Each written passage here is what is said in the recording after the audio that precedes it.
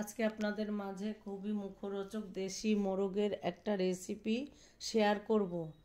এই তরকারিটা খেতে যেমন মজাদার, দেখতেও কিন্তু অনেক বেশি লোভনীয়, আর এর স্বাদটা ছিল অতুলনীয়। আজকে এই রেসিপির জন্য বাজার থেকে একটা দেশি মুরগি এনেছে। মুরগিটা রেগুলার পিস করে নিয়েছি, যেহেতু ঘরে খাওয়া হবে। আর আজকে মুরগিটা কিন্তু আমি স্কিন সহই রান্না করব, কারণ মুরগির স্কিনটা আমার অনেক বেশি পছন্দের, তাই আমি স্কিন সহই রান্না করছি। ভালো করে কেটে ধুয়ে পরিষ্কার করে নিয়ে ছোট ছোট টুকরো করে নিয়েছি। আপনারা আপনাদের পছন্দ অনুযায়ী কেটে নিতে পারেন। ধুয়ে পরিষ্কার করে পানি ঝরিয়ে একটা পাত্রে দিয়ে দিলাম। দিয়ে এখানে দিয়ে দিয়েছি আমি হাফ কাপ পরিমাণ পেঁয়াজ কুচি। আপনারা চাইলে পেঁয়াজ বাটাটাও ব্যবহার করতে পারেন। দিয়ে দিলাম 3টা তেজপাতা, ধুয়ে পরিষ্কার করে দিয়ে দিলাম। দিয়েছি 2টো এলাচ, একটু ফাটিয়ে দিয়ে দিলাম। লং দিয়ে দিলাম 4টা। দিয়েছি 6টা দারচিনি, একটু ভেঙে দিয়ে দিলাম। দিলাম লাল মরিচের গুঁড়া, হলুদের গুঁড়া, স্বাদ মতো লবণ। দিয়ে এখানে আদা রসুন বাটা আমি 4 টেবিল চামচ পরিমাণ দিয়ে দিয়েছি। আদা রসুন বাটা একসঙ্গে আমার করে রাখা, এখান থেকে দিয়ে দিলাম। দিয়েছি জিরা বাটা, আর এখানে দিয়ে দিলাম সয়াবিন তেল 6 টেবিল চামচ পরিমাণ। দিয়ে খুব ভালো করে হাতের সাহায্যে ভালো করে মাখিয়ে নিয়েছি। এ পর্যায়ে আমি লবণটাও কিন্তু অ্যাড করেছি। দিয়ে খুব ভালো করে হাতে মেখে মুরগিটা যদি রান্না করা হয়, মুরগিটার স্বাদ কিন্তু অনেক অংশে বেড়ে যায়। এবার আমি খুব ভালো করে কিছু সময় নিয়ে মাখিয়ে নিয়ে এবার আমি হাতটা ধুয়ে সামান্য একটু পানি দিয়েছি, হাফ কাপ পরিমাণ পানি দিয়ে ঢেকে রেস্টে রেখে দিয়েছি প্রায় 20 মিনিটের মতো। ঢাকনা দিয়ে 20 মিনিটের জন্য রেখে দিয়ে আমি চুলায় একটা পাত্র বসিয়ে দিয়েছি। যেহেতু তেল মশলা সবই দেওয়া আছে, এখানে আমি 4 টেবিল চামচ পরিমাণ সয়াবিন তেল দিয়ে দিয়েছি। পাত্রটা একটু গরম হয়ে গেলে এখানে আমি একটু জিরার ফোড়ন দিয়ে নিব।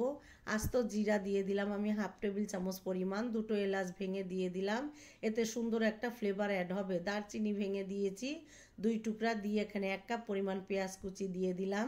দিয়েছি 4টা কাঁচা ঝাল কুচি, এভাবে মিহি করে কুচায় দিয়ে দিলাম। দিয়ে এভাবে তেলের সাথে ভেজে নিলে সুন্দর একটা ঝালের ফ্লেভার ছড়াবে।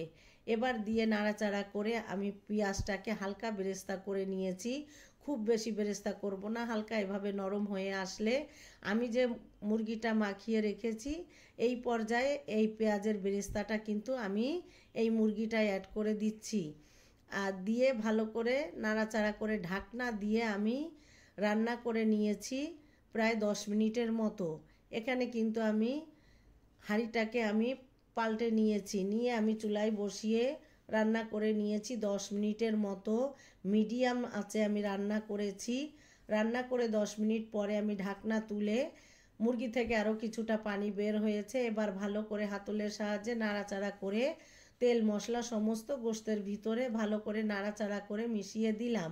আমি আবার ঢাকনা দিয়ে কিন্তু নাড়াচাড়া করে ঢাকনা দিয়ে আরও রান্না করে নিয়েছি প্রায় 15 মিনিট। এ পর্যায়ে কিন্তু জালটা আমার মিডিয়ামে আছে। ঢাকনা দিয়ে জাল করে নিয়ে এবার আমি ঢাকনা তুলে আরও 15 থেকে 20 মিনিট জাল করার পরে ঢাকনা খুলে আমি আরও কিছু সময় কষিয়ে নিয়েছি। এই পর্যায়ে আমি প্রথমে যে পানিটা দিয়েছিলাম আর কোনো পানি আমি এখানে অ্যাড করিনি। এবার আমি জালটা আরও কমিয়ে নিয়ে এবার খুব ভালো করে কষিয়ে নিয়েছি।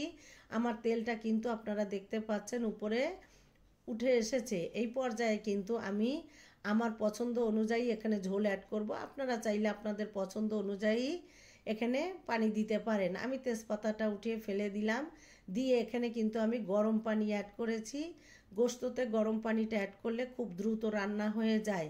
ঝোলটা আপনাদের পছন্দ অনুযায়ী রাখতে পারেন। আমি খুব বেশি ঝোল রাখবো না, আমি আজকে মুরগিটা ভুনা করব, তাই আমি আমার পছন্দ অনুযায়ী পানি দিয়ে দিলাম। দিয়ে কিন্তু ঢাকনা দিয়ে আমি আরও 10 মিনিট জাল করে নিয়েছি। 10 মিনিট জাল করার পরে ঢাকনা দিয়ে চুলা অফ করে চুলার উপর রেখে দিয়েছিলাম। পরিবেশনের আগে ঢাকনা তুলে এখানে আমি ভাজা ধনিয়া, জিরা, গোলমরিচের গুঁড়া উপর থেকে দিয়ে আবার ঢাকনা দিয়ে রেখে দিয়েছিলাম। এইভাবে মুরগিটা রান্না করলে অসম্ভব সুস্বাদু হয়।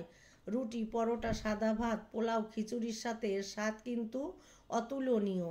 আপনারা দেখতেই পাচ্ছেন আমার ঝোলটা যেমন দেখতে লোভনীয় হয়েছে। আমি সাদা ভাতের সাথে পরিবেশন করেছিলাম, মাশাআল্লাহ অনেক বেশি মজার ছিল। আর এভাবে রান্না করলে এর স্বাদ কিন্তু অনেক অংশে বেড়ে যায়। আপনারা এভাবে রান্না করে খেয়ে দেখবেন। এবার আমি একটু পরিবেশন করে দেখিয়ে দিলাম। ভালো লাগলে সাথে থাকবেন, লাইক কমেন্ট শেয়ার করবেন। এতক্ষণ ধরে ভিডিও দেখার জন্য সবাইকে অনেক ধন্যবাদ। আল্লাহ হাফেজ।